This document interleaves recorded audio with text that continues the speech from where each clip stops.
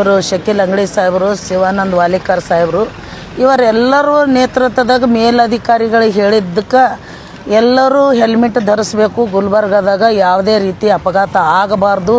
ಸಾರ್ವಜನಿಕರು 9 ತಿಂಗಳು ಹತ್ತಿ ಆ ತಾಯಿ ಹಡ್ದಂಥ ಒಂದು ಅಪಘಾತ ಆದಾಗ ಆ ಮನೆ ಪರಿಸ್ಥಿತಿ, ಆ ಹಿರಿಯ ಆಗಲಿ ಅಣ್ಣಾಗಲಿ ತಮ್ಮ ಆಗಲಿ ಸತ್ತಾಗ ಯಾವ ಪರಿಸ್ಥಿತಿದಾಗ ಆ ದುಃಖವನ್ನು ನೋಡ್ತೇವೋ ಅದಕ್ಕೆ ಆ ದುಃಖವನ್ನು ಆಗಬಾರ್ದು, ಯಾರಿಗೆ ಅಪಘಾತ ಆಗಬಾರ್ದು, ಎಲ್ಲರ ಜೀವ ಅಷ್ಟೇ ಮಹತ್ವ ಇದೆ ಅಂಥೇಳಿ ಮಾನ್ಯ ಕಮಿಷನರ್ ಸಾಹೇಬರು ಆದೇಶ ಮಾಡ್ಯಾರ.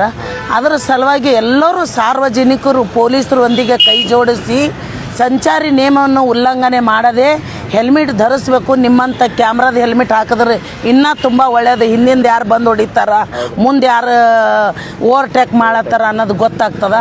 ಇಂಥ ಕ್ಯಾಮ್ರಾದ ಹೆಲ್ಮೆಟ್ ಆದ್ರೆ ಸಾರ್ವಜನಿಕರು ಇನ್ನೂ ತುಂಬ ಒಳ್ಳೆಯದು. ಅದಕ್ಕೆ ಪ್ರತಿಯೊಬ್ಬರು ಸೀಟ್ ಬೆಲ್ಟ್ ಧರಿಸ್ಬೇಕು.